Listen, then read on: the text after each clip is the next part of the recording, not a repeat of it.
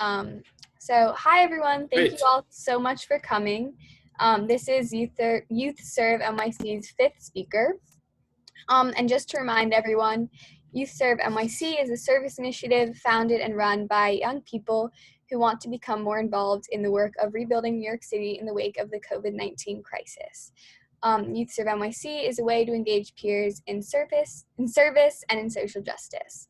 Today, we are so happy and fortunate to welcome Councilman Mark Levine, the city councilman representing the 7th District and the chair of New York City Council's Committee on Health. Councilman Levine leads the city on many issues, including tenants' rights, healthcare, transportation, education, economic justice, and the environment.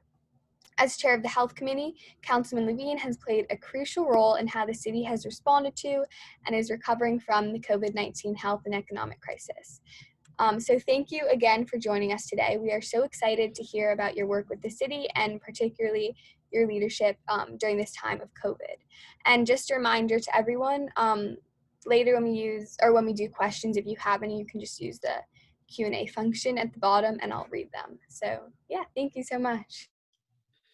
Thank you, Eleanor, for having me. And it's great to be part of this YouthServe NYC event. Thanks to all of you who are putting your talents to serve our great city at this difficult time. Thank you for that.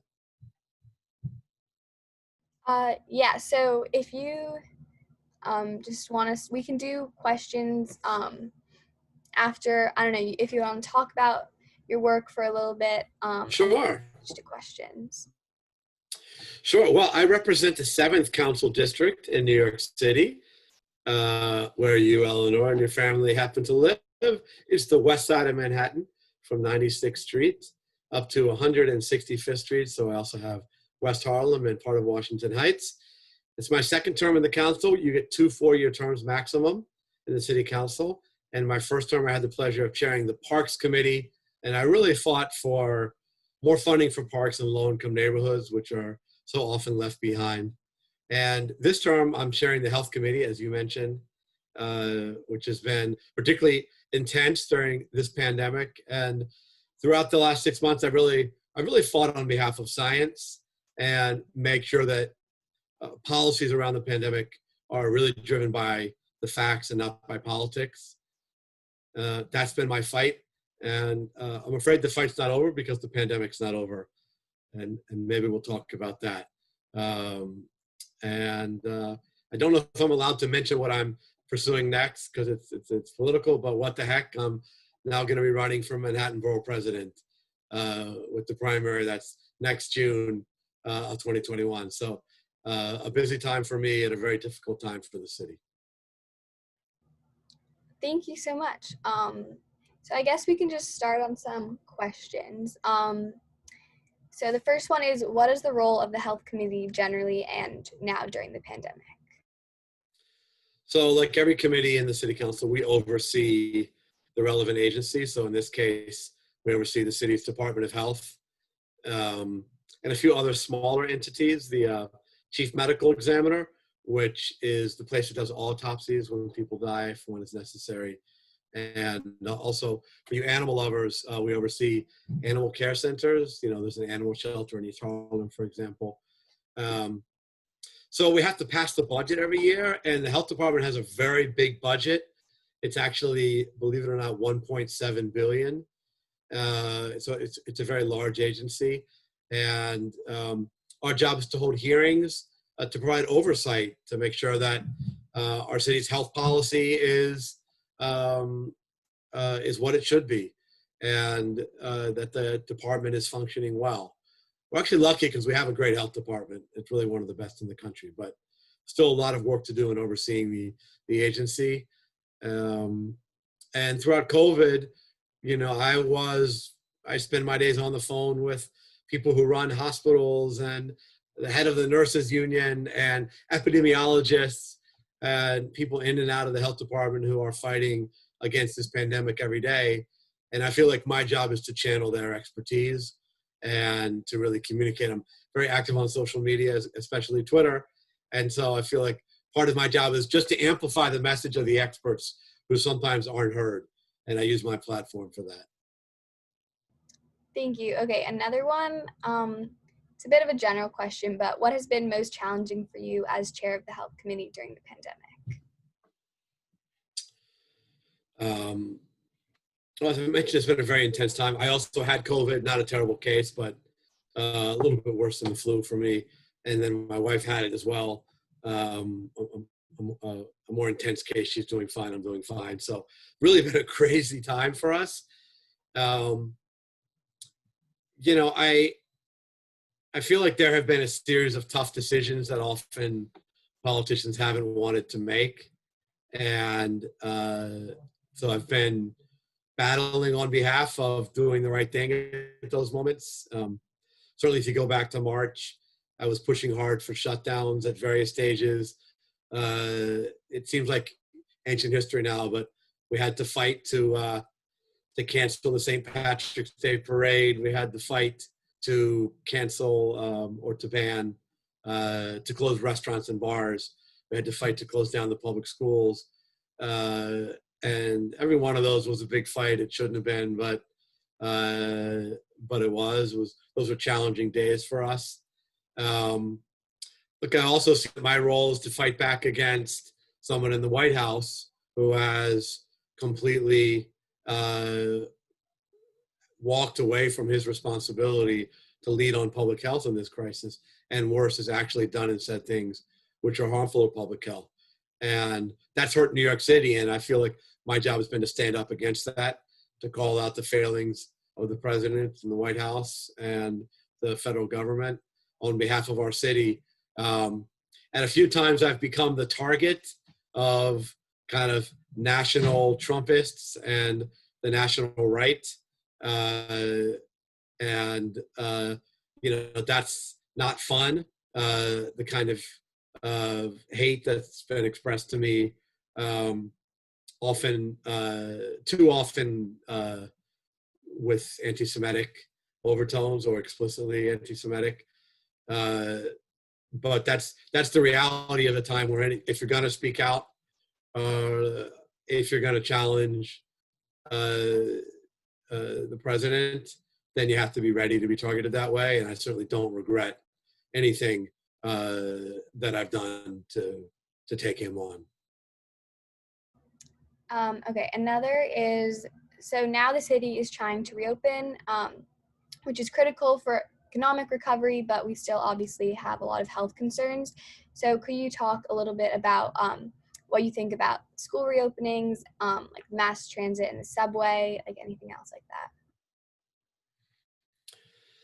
Look, as someone who thinks about public health every day, I'm of course concerned about risk increasing, and given our very relative low transmission rate of the virus in New York City is thanks in part to the fact that we've been really careful about reopening. I mean, states in the South were reopening massively back in May, and they paid a price because they had a huge resurgence in the virus, almost like clockwork a few weeks after the reopening. So it's to New York's credit that we've taken it slowly, but there's also an economic imperative to save restaurants. There's an educational imperative to allow those children who want it an in-person education experience. And so we have to balance all this. I am worried about the school reopening, more on the question of whether the educational operation and getting the staffing and the teaching in place will be up to speed. I'm less worried about kind of the risk of a major explosion of the virus because of school reopening. There are some points that I'm concerned about even on that front, particularly testing and whether there'll be adequate testing to make sure that we catch any outbreaks in schools immediately. So it's a very complicated plan, and one we have to watch very closely. Thank you. Okay, so I guess this one's adding a bit onto what you were just saying, but how does the city council think about or help prepare the city for a second wave of the virus? Yeah. Well, first, we have to be ready for that. We don't know. We just don't know when and how big a second wave will come. But it would be really naive, dangerously naive, not to assume we're going to see an increase in cases in the fall. I mean, just we know the cold weather tends to lead to greater spread of the virus. Indoor activities lead to greater spread. And we're seeing in places that had a really intense spring like us, places like Madrid have now had a rebound. France, to some extent Israel, they've all kind of followed our pattern. Israel's better about preventing a bad wave in the spring, but places that have looked a lot like us, their curves are now getting a rebound. We have to make sure that our hospitals are ready, that they can quickly scale up capacity again, that they have adequate supplies, things like face masks and other personal protective equipment. And we have to make sure that the public is ready, that the public continues to social distance, to wear masks, to wash hands, to stay home if they're not feeling well. And also, I think we have to prepare the public that if we have a rebound, we could require closing or reclosing some of what we've enjoyed the reopenings of, including restaurants and schools and other things. So, I prepare the public now to say we're not out of it. We're still getting about 300 new cases a day in the 5 boroughs every day, and rising cases among young people. So let's continue to be cautious. Thank you. Okay, so the next question, and then I'll do some from the chat. Can you talk a little bit about the city's contact tracing program Yes. with models of other cities or countries that you looked at, and just how does it work? These are all excellent questions, and this is one of the best strategies for preventing the rebound of the virus, which is that if someone tests positive, you got to find out who might have been exposed. People they live with, people they work with, people they've been to a party with, and then you have to reach out to those folks and say, you may have been exposed, you have to quarantine. The person who originally got infected also has to quarantine and isolate. And doing that has really contained the virus all over the world. It's a tried and true program. New York City has done it many times for other diseases like HIV, and quite successfully, like hepatitis and other infectious diseases. We've used contact tracing. We're probably best in the world, certainly best in the country at contact tracing. In this case, with COVID, I think the success has been more mixed. We have a very large contact tracing program, huge staff, huge resources, but it's not catching most cases yet. Not enough people are participating. So if any of you, God forbid, I hope it doesn't happen, you test positive for the virus, or someone close to you does, and your cell phone rings and it says NYC contact tracing or NYC test and trace, please take the call. Please talk to the contact tracer, because it's about your safety, your family's safety, and your community's safety. Thank you. Okay, the next one is, even before the pandemic, you were involved in tenants' rights and preventing evictions. Could you talk a little bit about your work on evictions before the pandemic, but how you see the eviction housing situation now in the light of the pandemic? Yeah. Evictions have been an epidemic in New York City for decades. It's really been the single biggest driver of homelessness in New York City. And the numbers are so high in large part because housing court has been really unfair. Landlords have had attorneys historically, 99% have had attorneys, and tenants, very few have, maybe 5%. And so, not surprisingly, you don't get good results for tenants when that happens. So we passed a law in 2017 that made New York City the first place in America to establish a right to counsel for tenants in housing court. It's already had a huge impact. In January, the data was showing pre-pandemic a 40% drop in evictions in New York City. And so other parts of the country have been copying us or following our lead. So more than half a dozen cities at this point, Newark, San Francisco, Cleveland, they've all passed similar laws. and Congress is now looking at doing this nationally. So it's going to be more important now post-COVID, because once the moratorium on evictions ends, which I hope will not be soon, you could see a tidal wave of evictions, and we're going to need more lawyers. We're going to need every tenant to have that protection to prevent evictions at previously unseen levels. So the law is going to be more important than ever. Okay, so let me see. I can ask one from the from the chat. Okay. And I feel bad. I only have time for probably 2 more. Oh no, Sorry, no, my schedule is really crazy tonight. no, it's fine. Okay, so one from the chat is, to what extent do you work with the scientists and experts in the schools of public health that are based in the city? Wow, what a great question. We have so many, and one that's right just a few blocks from where I live. It's called the Mailman School of Public Health. It's part of Columbia University. And CUNY has a great school of public health, and there's others. I talk to them as much as I can. You know, they have outstanding epidemiologists. They have people who understand things like vaccine deployment, and they have people who understand the great inequity of this pandemic that has really hit Black and brown communities disproportionately hard, and folks in both of those schools of public health I mentioned have been way ahead of the curve at talking about this, talking about why it's happening and solutions. We're really lucky to have those resources in New York, and I turn to them as much as I can. Okay, and the last one. So we started this group as a way for young people to get involved in rebuilding New York City in the wake of the COVID-19 crisis. What do you think we can do to get more involved? Wow. Thank you for stepping up at this time. We need you.